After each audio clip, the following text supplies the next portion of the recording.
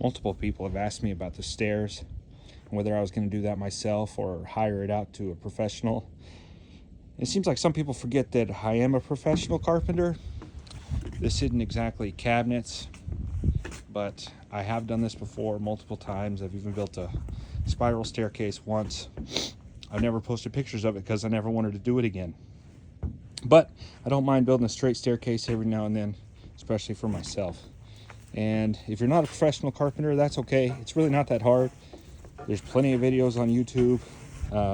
This isn't exactly a tutorial. You can see I messed up originally. I had the rise and run flipped. When I drew it, it looks so stupid. I knew that I messed up, but it wasn't hard to redo.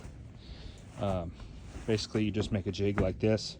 I used a stair calculator, and it told me how long the tread's going to be, or the run, and then the rise, how much it rises from step to step. And then you just clamp whatever it's going to be. That's 10.5, and that's 7 11/16.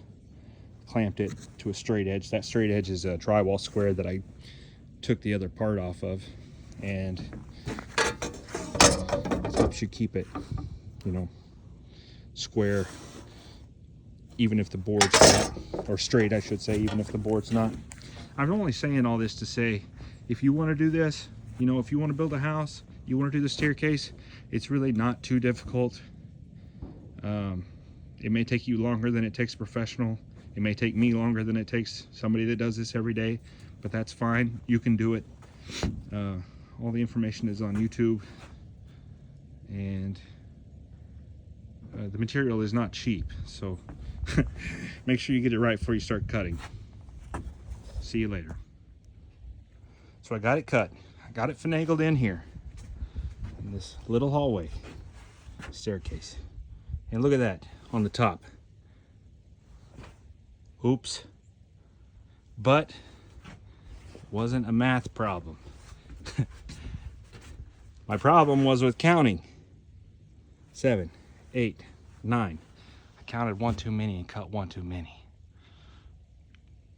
At least it's an easy fix. All three cut. They're all the same. Word of wisdom, if you're going to do this, cut out the first one, then you trace it on the second one. And then you use the first one to trace it on the third one, and the fourth, and the fifth, and the sixth. Don't keep tracing the next one that you cut. They're all going to be different. Okay, I got the first stringer up. There's 1.5 inches between there and the top of the what's going to be the subfloor. That's on purpose. I've got a level on the stair. Look at that. The first stringer just has a screw up there at the top. I'm going to put this other one on now on the left side, run a level between them, put a screw in that one to get it there, and then I'll put a board between the two up there, and then I'll put the middle stringer in. Okay, I'm looking at it from the other direction now. But the first thing I did was I put a level down there, made sure it was level, clamped it on this side, came up here, verified that it was level, put a screw in right there. And so now what I'm going to do is run a board across the top, and then I'll put the third stringer on. For me, having that board down there at the bottom to butt them both into, and I made sure that it was square to that wall, made this a lot easier. BTW. I got that piece up there, nailed it to the two sides, nailed it into the stringers, yada yada yada, and I was going down, nailing all the stringers to each stud. Moving so fast, so good. Whoa! Shot her nail and that corner popped off. No big deal. Don't sweat the small stuff. Luckily, I have some of this. This stuff is amazing. If you don't believe that it's amazing, put some on your hands. So what I'm gonna do is spray a little on there, put the piece on, clamp it, and it'll be dry before I put the step on. It's really not a big deal. Most of the step is gonna be on original wood, no big deal. I just have to talk about Advantech subfloor adhesive. A lot of people are used to like caulk gun, and this has a special gun. The gun is kind of expensive. I think it was like 40 bucks or something. But look at it. It comes out like a foam, and then it kind of dries into a gel. Now, whenever you put the stuff on there, it doesn't have an initial tack. It allows you to wiggle it around and put it where you want it before you nail it, and that's really cool. This stuff is made for Advantech subfloor, which is what we used. But I want squeak-free stairs too, you know, like my head's gonna be like right there at night, so it's important to me to have squeak-free stairs. So this is kind of like a belt and suspenders kind of thing, just in case the nails don't work. This will. Staircase is done, at least to the extent it's going to be done right now. Let me show you. Okay, so there they all are. This stringer attached to that wall, that stringer is attached to that wall, this stringer is hanging in the middle, it's attached at the top, and it's attached at the bottom. And then basically I cut these steps, put glue on the stringer, put the step down, nailed it. And you can hear solid. Now you may have some questions. Thought I almost fell, but I didn't. Let me look from the side. Okay, you can see there's a space right here. That's on purpose. And you can see that these treads are pretty ugly. Okay, these are not the final treads. The final treads are going to be nice, and they go on top of these.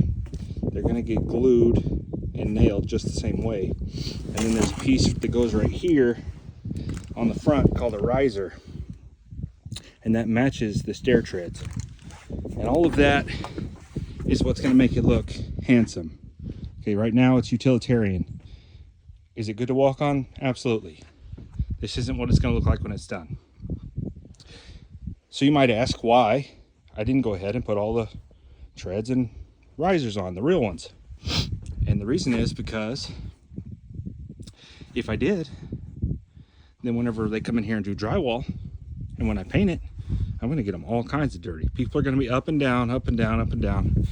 Electrician, everybody.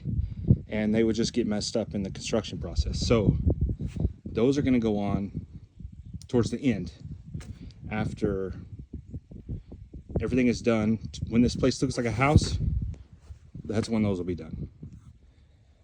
BTW, there's the corner that blew off, got glued and clamped, and it's sturdy as all get out now. There's something I wanted to show you right here. One of the trickiest parts about building a staircase is tying the top in to the flooring. So you see I have a tread right here, right here on the top, and it's flush with the joists, and that's on purpose. And the reason for that is that when I put the tread on here, this space is going to be smaller. But then whenever I put the subfloor on top of here, it's going to be an equal distance there and there and there and all the way down. Somebody asked, why don't you just go to Home Depot and buy one of those 4-foot stringers and copy and paste it, basically? And that doesn't work, because every staircase is a little bit different. And I'm talking about 1/8, 1/16, quarters of an inch different. Typically, you want your riser to be 7 inches, and you want your tread to be 11 inches. Around there, within 1/2 or 3/4 of an inch, and that's what these are. So depending on where you're going to on the top and where you're starting on the bottom, every staircase treads and risers are different. And that's why I couldn't just copy and paste. By code, there can't be more than 3/8 of a difference between any step. So if this one were 3/8 taller than this one, it would be out of code. It's a tripping hazard. However, these are all the same. No tripping hazards here. I think I forgot to mention why there's a space there and why it's on purpose. And it's a very simple answer. I'm a cheapskate. I did not want to buy 2x12s just to have that space filled, because that space is not going to matter at all. The new treads, the finished treads, are going to go all the way back, and the riser is going to cover that space. And so these are permanent, but they're not finished. They're not what you're going to see when the house is finished. And that's why that space is there, because I'm a cheapskate. I do have a confession to make. Maybe I should not say anything about this, but I'm an honest person and I make mistakes. When we framed this wall, okay, there's a line on the ground. I had planned on making this space 36 inches wide, which is what code says that it has to be. So whenever we put this wall up, which is a 2x6 wall, BTW, 5.5 inches wide, we accidentally put it on the wrong side of the line, which made this staircase 5.5 inches wider. Is that a huge deal? No. Did I care about it? No, not really.